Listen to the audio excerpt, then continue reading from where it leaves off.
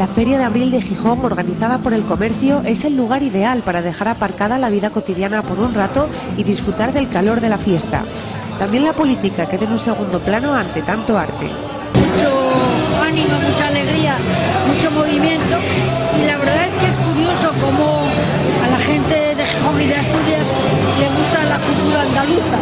Por algo dicen que doblando el mapa de España, Gijón y Sevilla coinciden. Pero no solo Gijón acude a esta cita.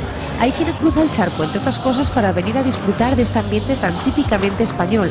Aunque no sepan hablar el idioma, el olé olé es una clave universal. I think the Spanish party is great. My name is Debbie. I'm from the United States. I'm on vacation here for 2 more days and I'm having the time of my life. ¿Bailar sevillanas? No lo sé. Hay quien tiene suerte y puede disfrutar de la fiesta sin complejos, pero algunos se deben a la causa y tienen que medir las copas que toman, o mejor dicho, los rebujitos. Bueno, Quillo, ¿cuántos rebujitos vas a tomar? Hombre, me he tomado ya un par de ellos. Espero tomarme otros 2 e irme para casa, que mañana hay entrenamiento. Y nada, la verdad es que estoy aquí muy a gusto, como si estuviera en Cádiz. Esperemos que Manolo Preciado no sancione a Barral por estas declaraciones. Siempre puede echarle la culpa a los camareros, que como puede verse, se toman el trabajo con mucho humor. Venimos de Luanco y el año que viene la vamos a hacer en Luanco también.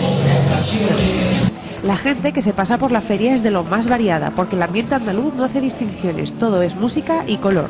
La música que hay, la gente, el ritmo, no sé, la comida. Siempre que hay feria, siempre voy.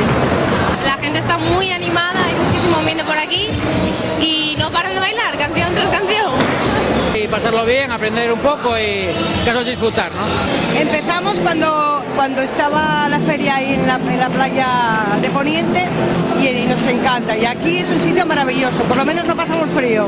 Vendremos los 3 días e intentaremos aprender a bailar sevillanas. Tomándonos unos rebujitos. Lo mejor de esta feria y el ambiente que hay. Ya vine el año pasado y pienso venir el año que viene.